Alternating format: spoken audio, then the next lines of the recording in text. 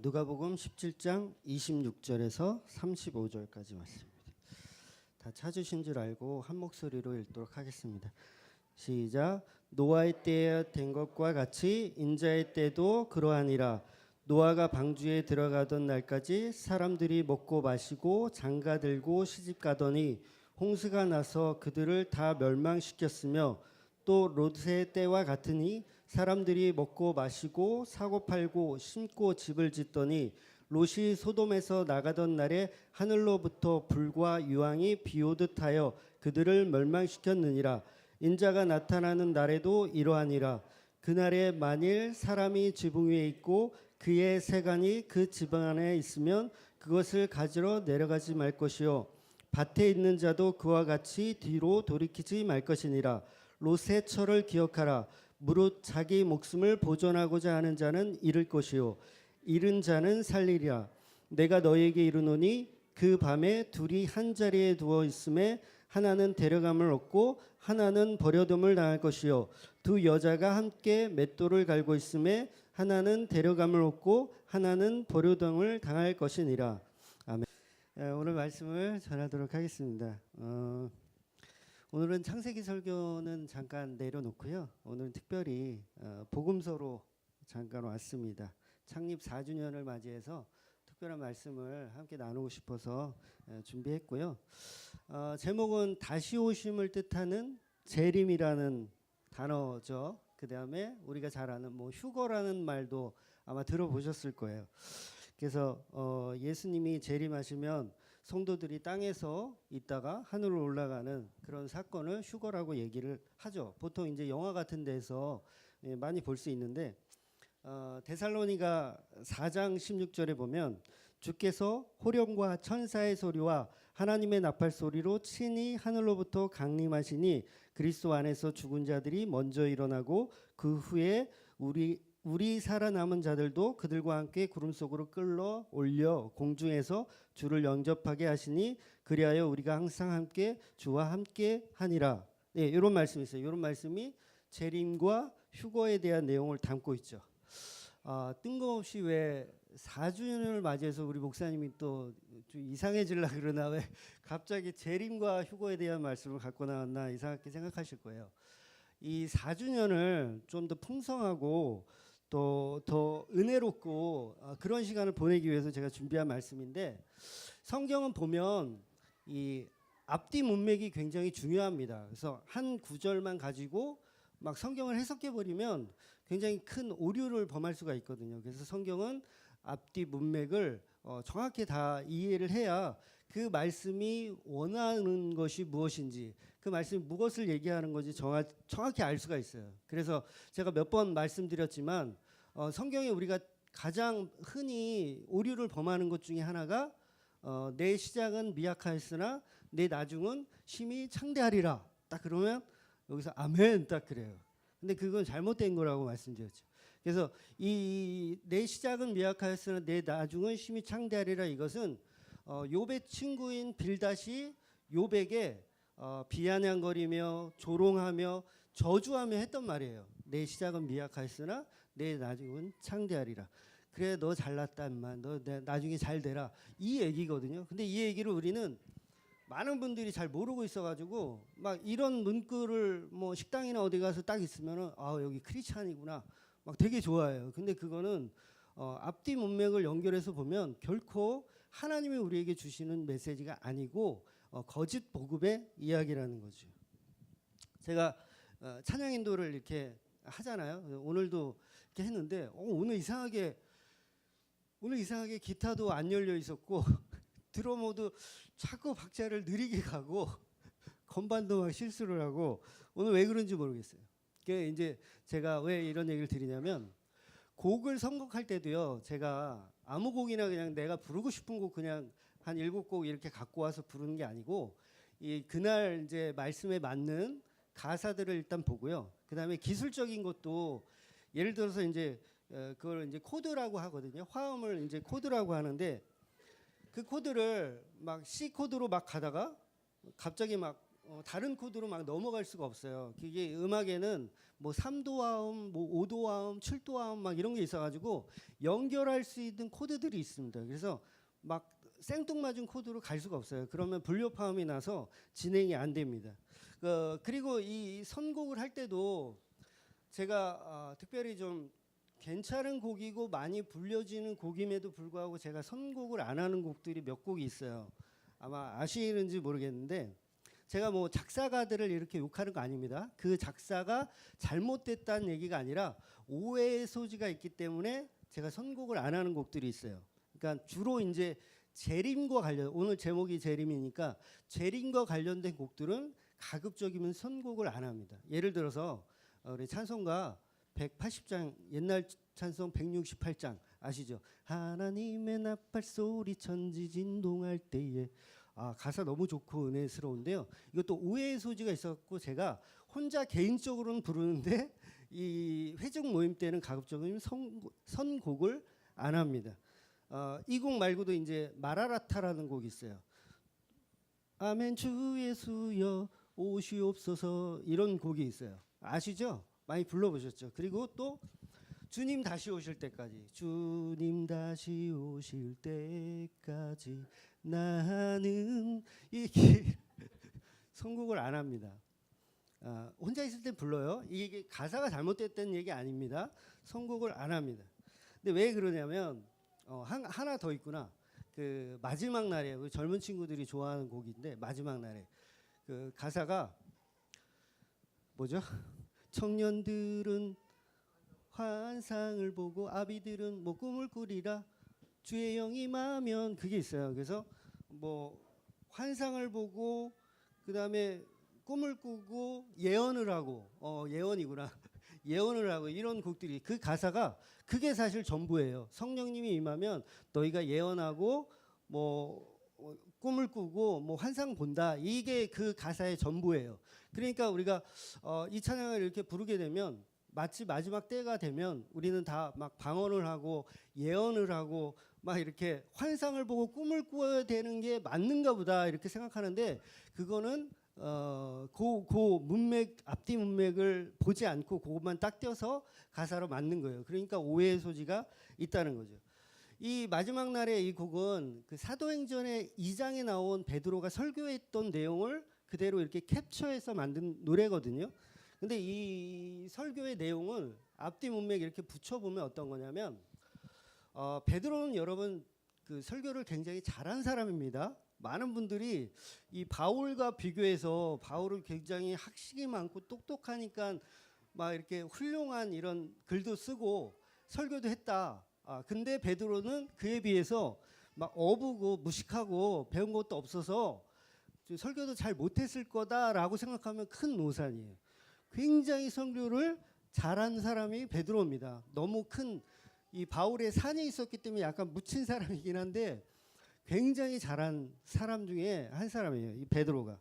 근데 이 베드로의 설교를, 2장에 있는 설교를 가만히 보면 이 내용은 이렇습니다. 이제 사람들이 사도행전에서 막 그 술 취한 듯 성령 받아가지고 막 방언하잖아요. 근데 이 방언은 우리가 흔히 아는 그 랄랄라 방언은 아니고 언어적 방언이었어요. 언어적. 그러니까 외국어 방언. 예를 들어서 이집트 사람이 딱 왔는데 이집트 말로 막 방언을 하는 거예요. 그러니까 알아들을 수가 있겠죠, 그 사람들이. 또 아프리카 사람이 딱 왔는데 자기 언어로 막 얘기를 하는 거예요. 그러니까 알아들을 수가 있겠죠. 근데 내가 그 언어에 대해서 모르는 사람이야, 아시아 사람이야. 그럼 중동 지방의 언어를 모르고 아프리카 언어를 모르면 얘네들 다 술 취했나? 막 샬레샬레거리고 막 이상하게 오해를 하잖아요. 그래서 유대인들이 오해를 했어요. 얘네들 다 술 취했나 보다. 방언을 못 알아듣고 오해를 했어요. 그랬더니 이 베드로가 설교하는 내용이 바로 이 가사의 내용인 거예요. 그래서 이제 요엘서에 있는 말씀을 딱 들고 베드로가 설교를 하는 겁니다. 옛날 선지자가 이루길, 성경에 보면 마지막 때가 되면 너희가 예언하고 환상 보고 꿈을 꾼다라고 얘기되어 있지 않니? 그 얘기를 하는 거예요. 술 취했다고 오해를 하니까. 얘기되어 있지 않니? 지금 그런 모습을 보이는 거야. 그리고 이 설교가 끝이 아니고 더 이어져요. 자, 너네가 지금 생각하는 이 예언과 환상 보는 것과 이런 것들이 너무 신비롭지 않니? 너무 신기하지 않니? 그 얘기를 지금 베드로가 하는 거예요. 너무 신기하지? 그런데 이것들보다 더 신비롭고 놀라운 일을 행하신 분이 예수 그리스도야. 그분이 표적과 기사를 일으키신 분이야. 이거 예언하고 뭐 방언하고 이런 건 아무것도 아니야. 게임도 안 되는 놀라운 신비로운 것들을 예수님이 하셨어. 그런데 왜 너희는 예수를 십자가에 못 박은 거야? 베드로가 이 설교를 한 거예요. 이 유대인들이 움찔해가지고 깜짝 놀랐죠. 아, 생각해보니까 맞거든. 그러고 나서 회개한 사람이 몇 명인 줄 아세요? 3,000명.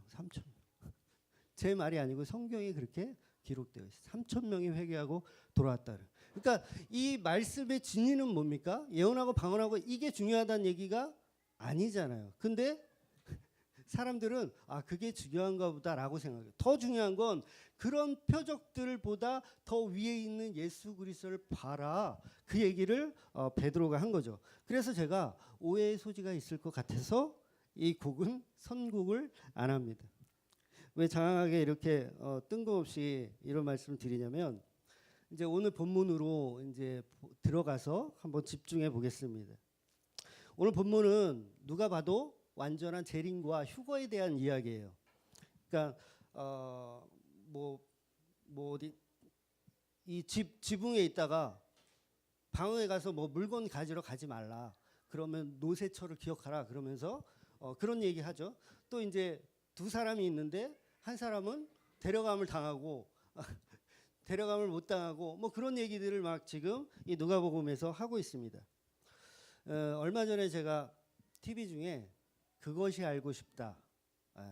제가 좋아하는 프로 중에 하나인데 그걸 봤어요. 근데 목사님이 한 분이 이렇게 익사체로 발견이 되신 거예요. 그래서 그 정황들을 이제 그것이 알고 싶다 팀에서 이렇게 밝혀내고 있는데, 결론은 뭐였냐면 이 신실하신 목사님이었는데 이분이 그 전쟁 난다는 거 있잖아요. 미국에서 전쟁이 나니까 어떤 예언자가 미국에서 전쟁 나니까 빨리 한국으로 피신을 가라. 그래서 이 목사님이 그 예언을 믿고 미국에서 목회를 하다가 목회를 다 내려두고 한국으로 온 거예요. 한국에 왔더니 약속했던 시간이 지났음에도 불구하고 전쟁이 안 난 거죠. 그러니까 이 목사님하고 그 예언자하고 불화가 있었나 봐요. 불화가 있는 와중에 이 목사님이 변사체로 발견된 거예요. 익사체로 발견된. 그러니까 이제 그 증거는 없는데 그것이 알고 싶다는 뭐 이렇게 결론을 딱 주지 않잖아요. 우리 시청자에게 도움을 요구하는 거. 그래서 어쨌든 익사체로 발견돼서 그 예언자가 여자인데 그 사람이 죽인 걸로 추정을 해서 이렇게 프로그램은 그냥 끝나요. 근데 제가 왜 이 얘기를 드리냐면, 우리는 종말론적인 신앙이 굉장히 우월하고 좋은 것으로 우리는 생각합니다. 그죠? 여기 계신 여러분들도 아마 제가 서두에 말씀드렸던 주 예수여 오시옵소서 이런 찬양을 부르면서 하나님 빨리 재림해 주세요. 막 이런 아마 그런 느낌과 마음으로 신앙생활 하고 계신 분도 혹시 있을 줄 모르겠어요. 그런데 성경은 절대로 예수 그리스도의 재림을 부추기지 않습니다. 이거는 굉장히 중요한 일인데, 예수님이 빨리 오셔서 재림하셔서 이 땅을 그냥 갈아엎으시고 나는 이렇게 예수 잘 믿으니까 나는 휴거 딱 해주시고 이렇게 신앙생활하면 안 된다는 거죠. 그렇게 신앙생활 하고 계신 분들은 일단 주맘교회 일단 등록을 하시고 저하고 한 4년을 이렇게 공부를 더 하셔야 돼요. 사도행전에 보면 초대교인들이 이 재림 신앙을 갖고 있었어요. 그래서 이 제자들도 내 생애가 끝나기 전에 예수님께서 재림하실 거다, 이 믿음을 갖고 있었어요. 그러니까 이 믿음이 뭐 완전히 잘못됐다 이런 얘기는 아니에요. 그래서 예수 그리스도가 뭐 재림 안 한다 이 얘기도 아닙니다. 저를 이단으로 만들지 마세요. 그 얘기는 아니고, 많은 재림 신앙을 갖고 있는 사람들이 어떤 식으로 신앙생활을 하냐면, 예수님이 오시기 때문에 다 필요 없다. 이렇게 생각하는 사람들이 있어요. 그래서 정말로 초대교인들은 다 좋았는데 그 재림신앙을 갖고 있어서 내가 갖고 있는 모든 물건도 다 팔아서 같이 나누고 그리고 이제 곧 오시니까 예수님 오시면은 다 필요 없는 것들이잖아요. 그래서 그런 종말론적 신앙으로 초대교회에서 이렇게 생활을 했었습니다. 그런데 실제로 예수님이 그 시대에 안 왔잖아요.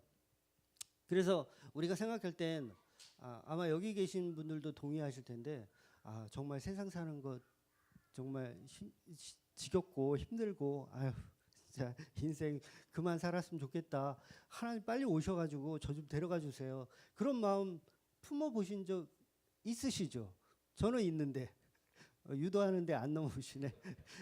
아마 다 있을 거예요. 아유 시작놈 세상 제가 좀 저렴하게 단어를 써요.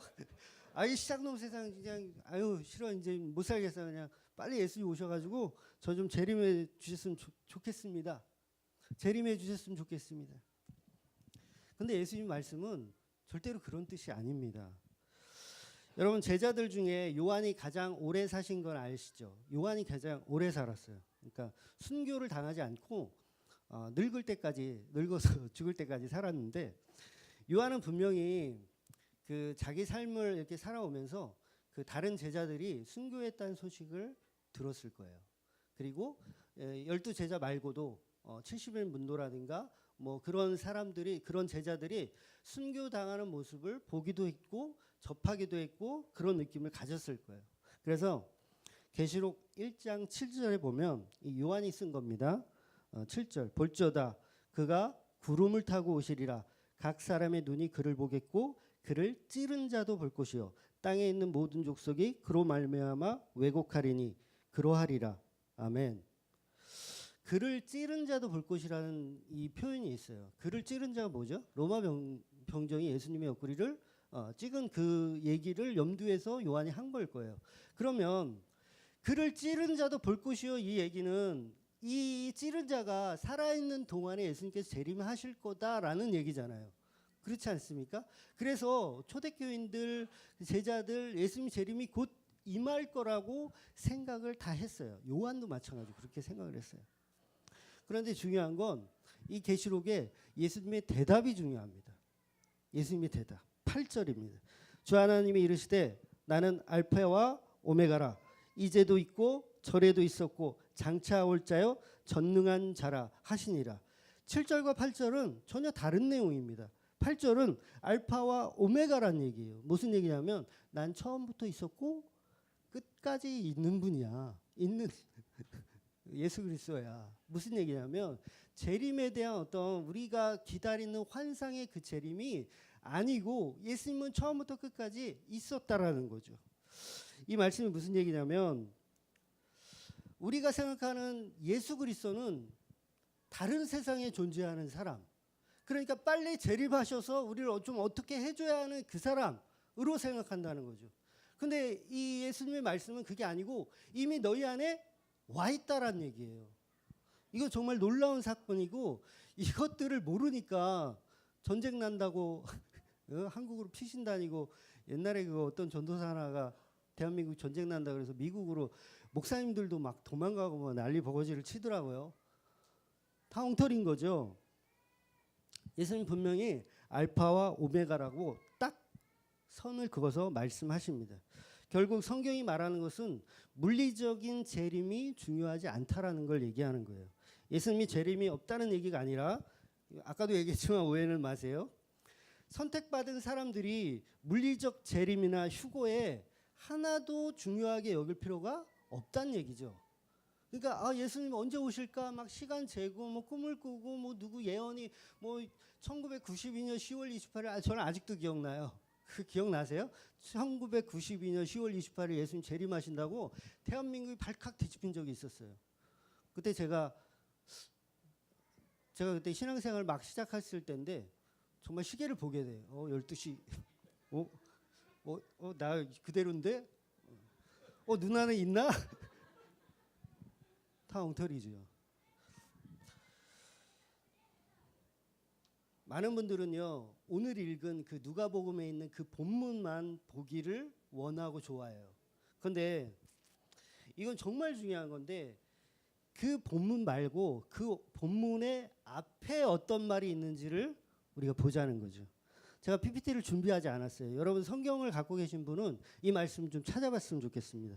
누가복음 17장 20절에서 21절 말씀이에요. 오늘 본문보다 앞에 있는 말씀입니다. 누가복음 17장 20절, 21절 다 찾으신 분은 같이 읽도록 하겠습니다. 시작. 바리새인들이 하나님의 나라가 어느 때에 임하니까 묻거늘 예수께서 대답하여 이르시되 하나님의 나라는 볼 수 있게 임하는 것이 아니요 또 여기 있다 저기 있다고도 못하리니 하나님의 나라는 너희 안에 있느니라. 아멘. 예수님의 재림을 찾으셨습니까? 예수님이 재림을 찾으셨어요? 예수님은 우리 안에 이미 계신 거예요. 근데 자꾸 밖에서 이 망할 놈의 세상 빨리 좀 어떻게 좀 하나님 나를 구제해 주세요가 아니라 하나님 내 안에 오셨으니까 이곳이 곧 천국인 거죠. 여러분 그 크리스찬들이 자살하는 사람들이 있어요. 저는 너무 안타까운데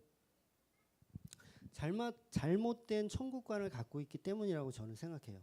왜? 이 땅에서 지긋지긋한 세상 빨리 끊고 하나님 곁으로 가면 되지 뭐 이런 생각에서 비롯되지 않았을까 싶어요. 저는 자살해 본 적이 없어가지고. 근데 보세요. 분명히 성경이 말하는 것은 절대 물리적인 세상을 염두에 두라는 얘기가 아니라 너희 안에 있는 그 예수 그리스도를 발견하라는 거죠. 여러분 모세가 산에 올라가서 40일을 금식을 합니다. 물도 안 먹어요. 당연히 밥도 안 먹고 물도 안 먹어요. 그런데 내려오는 그 얼굴에 빛이 나고 광채가 흘렀다고 성경은 그렇게 설명하고 있습니다. 무슨 얘기냐면 비록 이 땅이 정말 힘들고 정말 고생스러운 세상이지만 거기에 하나님이 함께 하신다면 먹지 않아도 배부르고 마시지 않아도 목마르지 않는 곳이 하나님이 계신 천국이라는 거죠. 그러니까 이 진리를 우리는 꼭 신앙생활로 이거를 유발시켜서 살아가야 한다는 거죠.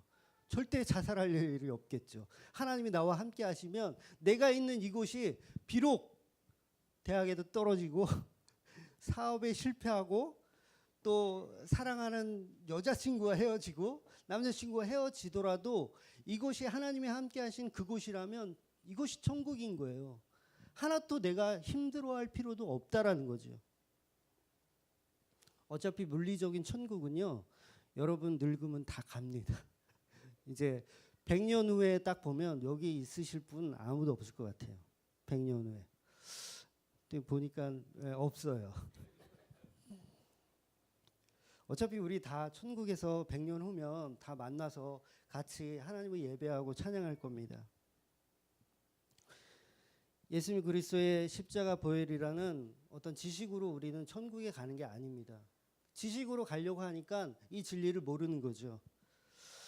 우리 안에 계신 그 예수 그리스도를 발견할 때 그곳이 꼭 천국인 거고 그것이 곧 내가 살아가야 할 이유가 되는 거예요. 뭐 신천지라는 단어가 굉장히 좋은 단어인데 이 쌍놈 인간들이 이걸 먼저 사용해가지고 우리는 사용하지 않지만 신천지라는 단어 자체가 굉장히 좋은 단어입니다. 정말 하나님이 함께 하시는 곳 그곳이 새로운 세상이고 그것이 새로운 땅이고 새로운 곳이다. 너무 좋아. 이거 뺏겼어. 나중에 빨리 찾아와야 돼요. 여러분의 삶이 조금 힘들 수 있어요. 저도 그렇습니다. 힘들 수 있어요. 그런데 절대 지치지 않죠. 포기하지 않죠. 우리는 지난 4년을 이렇게 달려왔어요. 어떤 때는 정말 광야와 같았고 제가 뭐 우스갯소리로 얘기하지만 그 교회도 사업자 등록증을 냅니다. 이제 사업자 등록증을 내는데 고유번호증이라 그래요. 그거를 고유번호증을 내는데 4년 동안 하나님께서 우리를 이끌어 주셔서 세무서에 가서 폐업 신고하지 않고 이렇게 버티게 할 수 있었던 이유는 예수 그리스도가 이곳에 함께하고 있었다는 사실이에요. 그분이 없었으면 물리적인 천국만 바라봤다고 한다면 당연히 폐업 신고해야죠. 폐업 신고해야죠. 근데 안 하는 거예요. 왜? 이곳은 그 천국이니까 할 이유가 없는 것이죠. 교회는 하나님의 몸된 교회라고 성경은 얘기하고 있습니다. 천국이 여기 있다, 저기 있다 찾지 마세요. 거기도 없고 저기도 없습니다. 성경은 우리 안에 있는 거죠. 우리가 비록 지금은 광야의 생활을 걷고 있을지라도 하나님이 함께 하시다면 이른 비와 늦은 비를 내려주시며 우리가 먹을 것을 또 만나를 내려주신 그곳이 곧 천국인 거죠. 신발이 이게 해지지를 않아요. 40년을 신어도 해지지 않습니다. 그게 천국을 맛보는 증거잖아요. 근데 우리는 물리적인 것만 생각해. 빨리 이 삶은 이제 끝나고 다른 천국으로 가고 싶다. 아닙니다. 이곳을 천국으로 만들어야 할 이유가 있고 목적이 있어야 돼요. 골로새서 1장 24절. 나는 이제 너희를 위하여 받은 괴로움을 기뻐하고 그리스도의 남은 고난을 그의 몸된 교회를 위하여 내 육체를 채우노라. 내가 교회의 일꾼 된 것은 하나님이 너희를 위하여 내게 주신 직분에 따라 하나님의 말씀을 이루려 함이라. 이 비밀은 만세와 만대로부터 감추어졌던 것인데 이제는 그의 성도들에게 나타났고 하나님이 그들로 하여금 이 비밀을 영광의 이방인 가운데 얼마나 풍성한지 알게 하시려고 이 비밀은 너희 안에 계신 그리스도니 곧 영광의 소망이라. 천국의 소망, 물리적인 소망이 아니라 예수 그리스도가 곧 소망인 거예요. 그 소망으로 우리가 교회를 이루며 가는 거죠. 교회를 만들어 가는 것도 아니고요. 이루어 가는 거예요. 이루어 가는 거. 한 사람 한 사람이 교회이기 때문이죠. 우리가 섬기는 교회는 예수 그리스도의 몸입니다. 몸된 교회고 이 교회의 머리도 예수 그리스도죠. 서두에 말씀드렸지만 복장이 아주 센세이션합니다. 아주 예수님의 연예인, 예수님의 연예인, 예수님의 재롱둥이. 제가 맨날 이런 옷을 입는 게 아니에요. 크리스마스 그럴 때만 입어요. 그러니까 예수님의 재롱둥이가 되고 싶어가지고 여기 있는 모두가 우리 목사님들도 계시지만 여기 있는 모두가 어떤 권위를 내세울 수가 없는 거예요. 다 예수님의 재롱둥이고 예수님의 연예인이기 때문이죠. 내 안에 그리스도가 나를 이렇게 만들어 가시는 거라고 저는 그렇게 믿습니다. 오늘 특별히 주막교회 4년을 기념하면서 하나님 앞에 정말 감사하고 기뻐하고 즐거워할 수 있는 그런 귀한 이런 예배가 될 수 있었으면 좋겠습니다. 네, 기도하겠습니다.